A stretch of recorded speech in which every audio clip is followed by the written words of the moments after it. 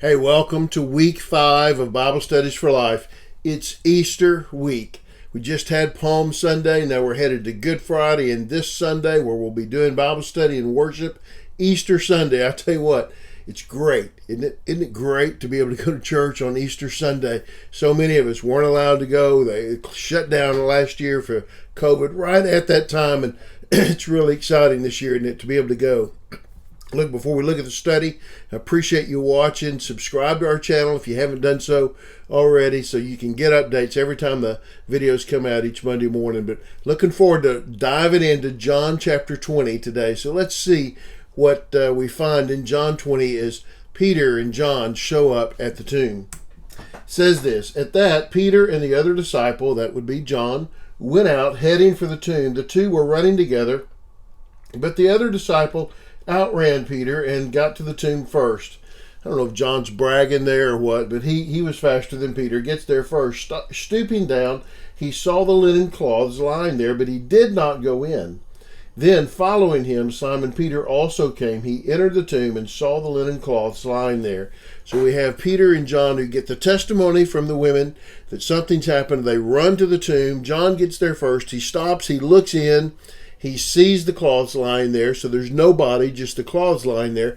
Peter shows up. Peter, unlike John, Peter being Peter, he just goes right in, right? He enters right in there, and he sees them also. So now we've got these two witnesses who are going into the tomb. Now, don't lose the fact that they're walking into the tomb where just earlier, the night before, there was a huge boulder in front of this entry where they could not get in. It had been sealed with the Roman seal with guards out front.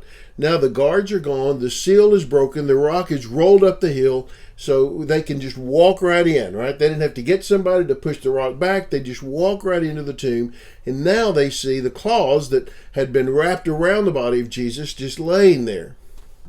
Something's happened. The wrapping that had been on his head was not lined with the linen cloths, but was folded in a separate place by itself. Isn't that interesting? It was folded up and laid by itself. The other disciple, who had reached the tomb first, then also went in, saw, and believed. For they did not yet understand the scripture that he must rise from the dead. What did John believe? You know, Jesus had talked about what would happen. Jesus had already many times told them that when he got to Jerusalem, that he was going to be delivered over to the hands of the Jews, that he was going to be crucified and buried and then rise again on the third day. So they had heard this, but clearly they didn't understand it, right? I mean, who could? How could you grasp that? There's no way to grasp what was being said and understand how it worked. But now that he sees that, he believes something. He believes the body's gone. He believes Jesus has risen from the dead. Maybe that's what he believes. He certainly believes what the women had told him, that Jesus is gone. Right, so he's got this thing going on. He believes something's happened. There has been an occurrence here that cannot be explained any other way than the fact that the body is gone. They didn't go to the wrong tomb. They didn't find the wrong place. They had gone the right place. The tomb was empty. The cloth was lying there. The body was gone.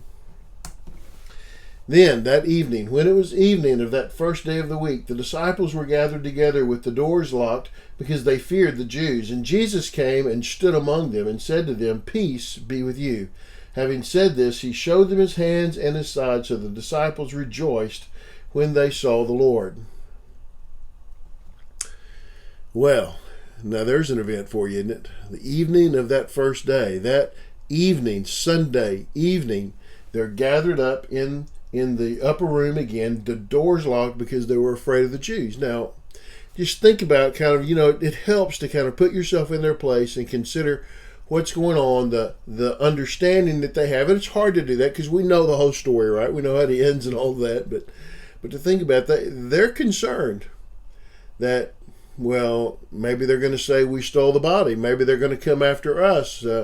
They're concerned they executed Jesus. Maybe they're going to execute us. The doors are locked. They don't want anybody in that's not a part of that small group, right? They're hiding up there. They're in hiding. They are in seclusion. They are trying to stay safe when all of a sudden Jesus just comes and stands among them. Jesus just shows up. He just walks into the room through the doors. I don't know. He's just there. He appears in their midst and says, peace.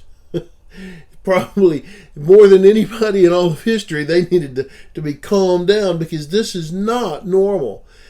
It's so hard for us to think about this because we know about the resurrection of Christ. So it's hard to put yourself in that place of considering you're meeting with your friends a few days after Jesus has died.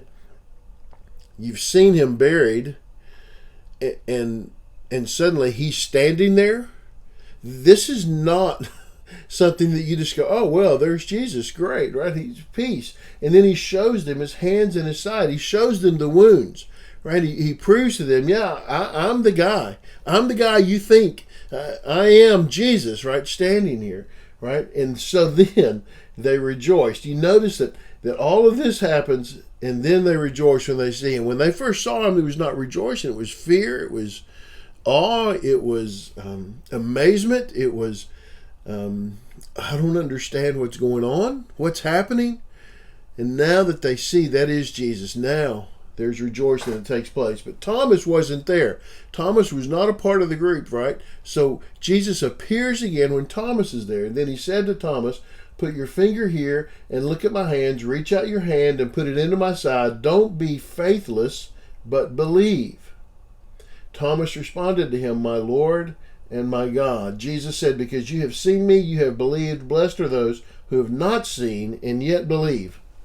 Okay, so Thomas isn't there. When Thomas shows up in the room, Jesus is gone. They tell him Jesus showed up. Thomas is like, yeah, I don't believe that. I'll believe it when I see it, kind of thing, right? You ever said that? I'll believe it when I see it. Well, then he sees it.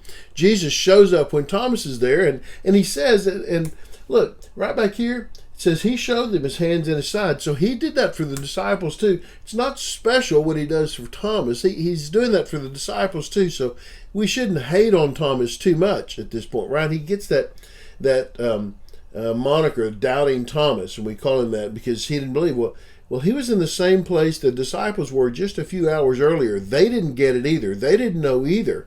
And Jesus showed them his hands and his side. He does the same for Thomas. Put your finger here, look at my hands, reach out your hand, put it into my side.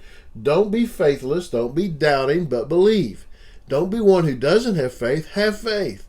Don't be a person that doubts what you're seeing and what you're experiencing. Believe this. And Thomas responded, and his response is different. They rejoiced, right, the disciples. Thomas responds, my Lord and my God. Now look at that. Look at that response. He, my Lord is my leader, right? The ruler of my life. And you could say Jesus might have gotten this response prior to crucifixion and resurrection. There were people who might have called him Lord back then, but now to say, my God, he is making a statement about who Jesus is, that this is not just a man that rose from the dead. This is God in the flesh. Jesus is my God. He's my Lord and he's my God. What a statement of faith, right? A statement of truth that he makes. Thomas is the guy that we call Doubting Thomas. Thomas is the one who says, Jesus is my God. He's my Lord and he is my God. He makes this statement about it, right? And so now Jesus says, because you've seen me, you've believed. Blessed are those who've not seen and yet believe. Well, this statement is true about the other disciples too. John says that he believed when he saw, but we don't know exactly what he believed. But Jesus says, when you've seen me and you believe, that's good.